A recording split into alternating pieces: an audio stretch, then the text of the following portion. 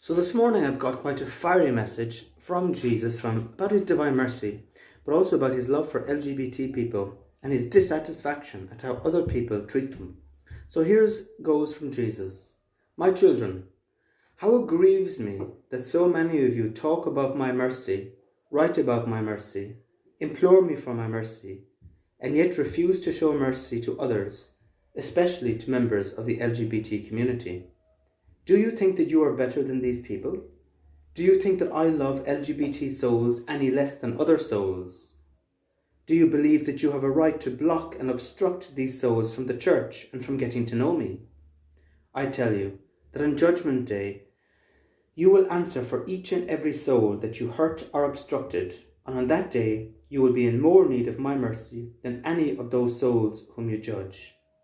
Foolish children, wake up from your slumber and open your hearts to this new movement of the Holy Spirit to love and embrace the LGBT community in the Catholic Church. Well, strong words from Jesus, and here I am beside the Divine Mercy Jesus that saved my life all those years ago from suicide when I was struggling terribly with my identity and wondering why I was gay and why I was Catholic and what was the answer. And so what is Jesus saying? Well, Jesus is saying that there are so many people out there, and by the way, I've met a lot of them. They've got a rosary bead in their hands, they've got a Divine Mercy pamphlet, they've got the journal of Sister Faustina, they could probably write the same journal blindfolded at this stage themselves. They pray the Divine Mercy day and night, they're imploring Jesus' mercy, they're preaching about his mercy, they're talking about his mercy, and yet when it comes to LGBT people, they're not practicing his mercy. So instead then of going around with love and mercy and compassion, they're going around with judgment, with harsh words, with condemnation. They're going around with all these false theories like conversion therapy theories. They're going around bullying people. They're going around gossiping and telling lies and all sorts of stuff. And basically Jesus is absolutely furious at this total and utter ridiculous, horrible religious hypocrisy that instead of loving and being kind and caring and gentle and welcoming to these LGBT souls that have suffered immensely, these Pharisee-like hypocrites are going around the place bullying them, intimidating them, and basically hurting wounds that are already there. And so Jesus says to these people, do you think you are better than these people? Do you think you're better than the LGBT people? To any person out there, you could have been born gay, you could have been born lesbian, you could have been born with gender dysphoria, any of these things. Would that make you a lesser human being? Would that make you somehow less loved by Jesus than the straight person over the road, married with 3 kids or whatever? And of course the answer is no. So who on earth then do you think you are to be judging these LGBT people? And why don't you thank God for the graces that you've got in your life? Thank God for the beautiful things that you have in your life and give him thanks, and from that place of thanks and humility, go out and help these LGBT people without judging, without condemning, and realize that under different circumstances, if you had lived the same life of bullying and rejection and all sorts of stuff that they have lived, and the lack of help, the lack of support in the church, you might be 5 times worse than they are now. So how dare you judge them, is what Jesus is saying. He goes on to say, do you think that I love LGBT souls any less than other souls? Do you think that Jesus goes round and once he sees that some soul is same-sex attracted or LGBT, that all of a sudden he looks the other way? Of course not.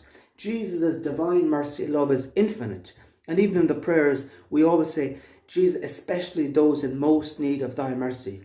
Who or what souls are in most need of God's mercy? Only souls that have been rejected, souls that have been bullied, souls that have been cast away, souls that have been ignored by the church, souls that have been told from such a young age that they're intrinsically disordered, that they're not loved, they've been shamed by their families, they've been gossiped about, they've been talked about, all sorts of stuff has been done to them. And do you not think that Jesus' divine mercy love is absolutely bursting open to bring these LGBT souls to him? So do you believe that you have the right to block and obstruct these souls from the church and from getting to know me? In other words, if you're out there and you somehow think that it's your divine duty to be almost like a bodyguard at the church, like a bouncer at a nightclub, and every time an LGBT person comes, you have to kick up a big fuss, you have to mock at them, you have to laugh at them, you have to keep them away, you have to keep them away from the Bible, you have to keep them away from the priest, you have to keep them away from getting involved, you somehow have to save the church from these LGBT rats. Because if that is your opinion, well then Jesus is absolutely furious at you, because he is drawing these LGBT souls to his church, to the Catholic Church, because he wants to reach out in love, in mercy, in compassion. He wants to teach and he wants to heal these souls. And so if you are there in your religious Pharisee type of an attitude, thinking you're better, well, Jesus is literally going to spew you out of his mouth. He is literally no time for it. And he's begging you, saying, look to his mercy, open your eyes, and put the same energy you have into being homophobic and horrible, put that same energy into being loving, into being compassionate, into learning, into bringing these LGBT people to Jesus, in teaching them and helping them, and in helping other people that are doing it. And so Jesus goes on to say that on Judgment Day you will answer for each and every soul that you hurt or obstructed, and on that day you might be in more need of his mercy than those whom you judge. In other words, when you judge, you're saying, oh, look at these LGBT souls. Oh, look at these sodomites. Look at these people that are doing all sorts of sexual things. Oh, look at this Jesus. And look at me, how perfect and holy I am. Oh, look at me, Jesus, who loves you and who's doing my rosary and divine mercy and who's been to 5 masses today and who has climbed up barefoot a mountain. And Jesus saying, yes, I can see you. I can see your hypocrisy. I can see your pride. I can see your hatred. I can see your homophobia. I can see how you think you're better than everybody else. And you know what? At least that person over there, at least their sin is visible. Because your sin is even 5 times more putrid, your religious, disgusting hypocrisy. And there you are thinking that you're going to walk into heaven and take first place. Well, Jesus is saying no. On Judgment Day, when you stand before Jesus, Jesus will show you every single soul that you hurt. He'll show you all the souls that you obstructed, that you bullied, and how you prevented Jesus from welcoming certain souls into the church because of your hypocrisy. And on that day, he's saying to you that you may well be in more need of Jesus' mercy and in Jesus' forgiveness than those LGBT souls and other souls that you judged and that you condemned and that you pushed away. And so he says, foolish children, wake up from your slumber, open your hearts to this new movement of the Holy Spirit to embrace the LGBT community in the Catholic Church. In other words, wake up and smell the roses. It doesn't take a genius to figure out that God is mercy, God is love, and of course he has an unfathomable love for the LGBT community, and he wants as many missionaries and as many people as possible to bring his love to the LGBT community and to bring holiness and to bring love. And if you can't see that, and if you're too blind and too stupid and too brainwashed, well, Jesus is saying, wake up, go back to basics, read about his love, read about his mercy, and afterwards convert your heart. And don't worry about those LGBT people out there, worry about yourself.